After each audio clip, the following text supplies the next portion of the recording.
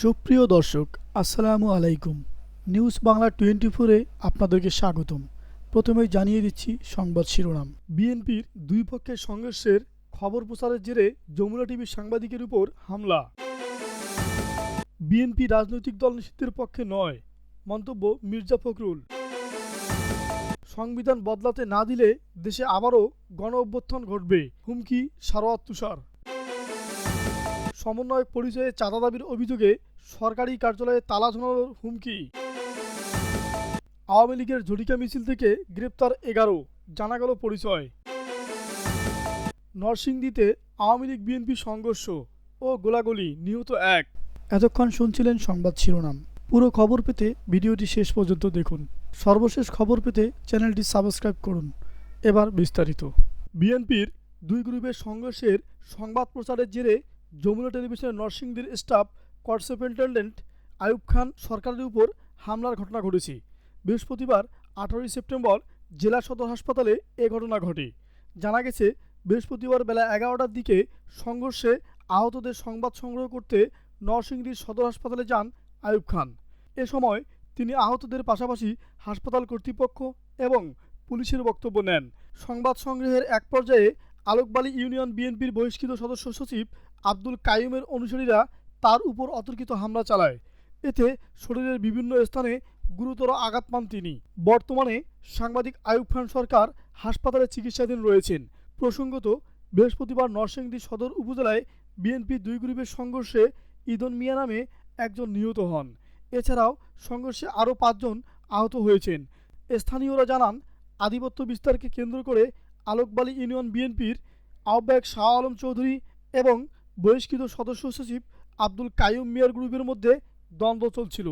এরই জেরে বৃহস্পতিবার উভয় পক্ষের মধ্যে সংঘর্ষের ঘটনা ঘটে। সংঘর্ষে ইদন মিয়া গুলিবিদ্ধ হন।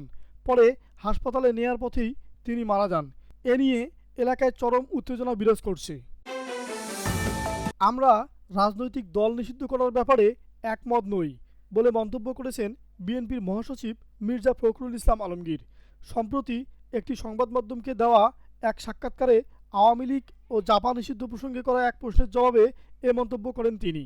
মির্জা ফখরুল ইসলাম আলমগীর বলেন, আমরা আওয়ামী লীগের সেই কার্যক্রমগুলো নিষিদ্ধ করতে বলেছি যে কার্যক্রমগুলো ভায়োলেন্স সৃষ্টি করছে, গণতন্ত্রের ক্ষতি করছে, দেশের ক্ষতি করেছে, অর্থনীতির ক্ষতি করেছে। তিনি আরও বলেন, আমরা রাজনৈতিক দল নিষিদ্ধ চাইনি, আমরা না করে দিয়েছি পরিষ্কারভাবে। বলেছি, আমরা কোনো রাজনৈতিক দল নিষিদ্ধ করার পক্ষে নই। এর আগে আওয়ামী লীগকে নিষিদ্ধ করার পক্ষেও আমরা ছিলাম না, এখন জাপাসহ 14 দল নিষিদ্ধ করার পক্ষেও আমরা নেই।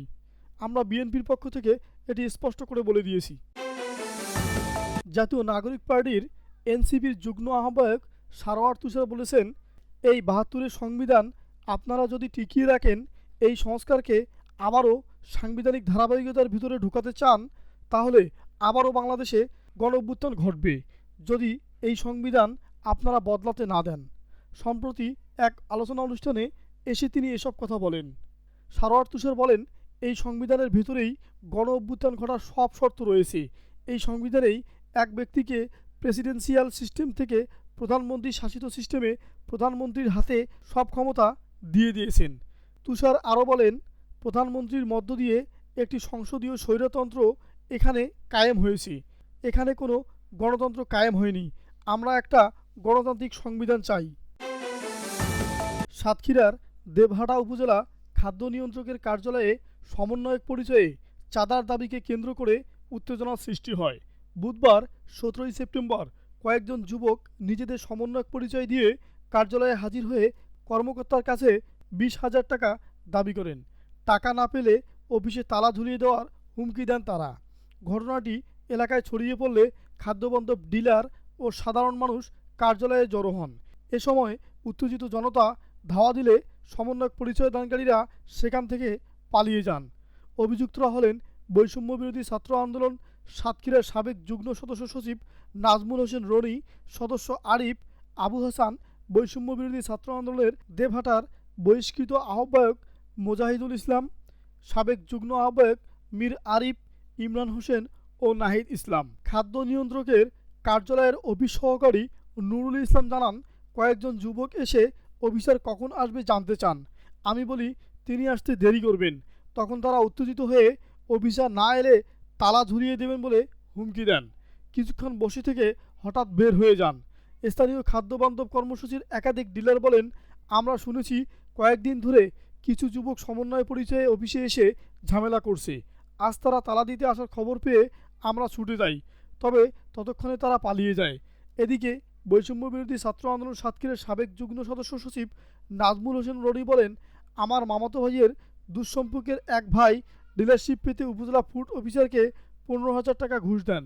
এ সময় ঘুষ দেওয়ার একটি ভিডিও ফুটেজও তার কাছে রয়েছে বলে দাবি করেন তিনি। রাজধানীর হাজারীবাগ থানাধীন বেড়িবাঁধ এলাকায় ঝটিকা বিক্ষোভ মিছিল করেছে ঢাকা মহানগর দক্ষিণ আওয়ামী লীগ। বৃহস্পতিবার 18 সেপ্টেম্বর সকালে প্রায় 15 থেকে 20 জন যুবক ব্যানার নিয়ে হঠাৎ করে মিছিল শুরু করে। প্রায় 5 মিনিট রাস্তায় অবস্থান করার পর তারা ব্যানার গুটিয়ে পালিয়ে যায়।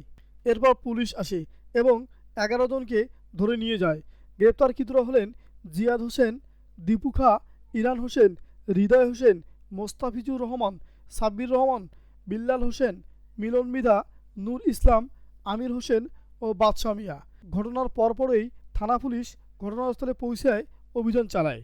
হাজারীবাগ থানার ওসি সাইফুল আলম যুগান্তরকে বলেন, আওয়ামী লীগের ঝটিকা মিছিল চলাকালে আমাদের পুলিশ তাৎক্ষণিক ব্যবস্থা নিয়ে 11 জনকে গ্রেপ্তার করেছে। তাদের মধ্যে কারা সরাসরি মিছিলে অংশ নিয়েছে আর কারা আশপাশ থেকে ধরা পড়েছে তা যাচাই বাছাই চলছে। যাচাই বাছাই শেষে যার বিরুদ্ধে প্রমাণ পাওয়া যাবে তাদের বিরুদ্ধে আইনানুগ ব্যবস্থা নেওয়া হবে।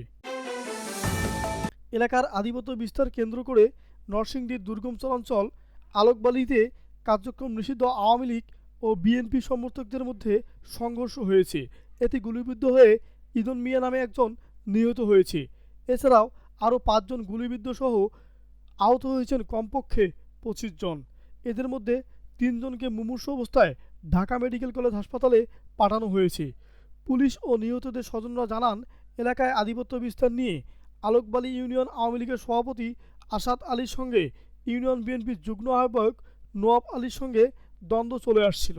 এরই মধ্যে 5 আগস্টের পর আওয়ামী লীগের নেতাকর্মী ও সমর্থকরা এলাকা ছেড়ে পালিয়ে যায়। 1 বছর পর বৃহস্পতিবার 18 সেপ্টেম্বর ভোররাতে আওয়ামী লীগের লোকজন পুনরায় গ্রামে ঢোকার চেষ্টা করে। এতে বিএনপির লোকজন বাধা দিলে তাদের সঙ্গে সংঘর্ষ বেঁধে যায়। এ সময় আওয়ামী লীগের নেতাকর্মীরা বিএনপির নেতাকর্মীদের উপর এলোপাতাড়ি গুলিবর্ষণ করে। এতে ইদন মিয়া নামে একজন নিহত হন। আহতদের উদ্ধার করে সদর হাসপাতাল সহ বিভিন্ন হাসপাতালে পাঠানো হয়। নরসিংদী মডেল থানার এসআই নাসিম মিয়া বলেন, এলাকায় আধিপত্য বিস্তারকে কেন্দ্র করে দুপক্ষের সংঘর্ষে একজন নিহত হয়েছে। এ বিষয়ে আইনগত ব্যবস্থা নেওয়া হচ্ছে।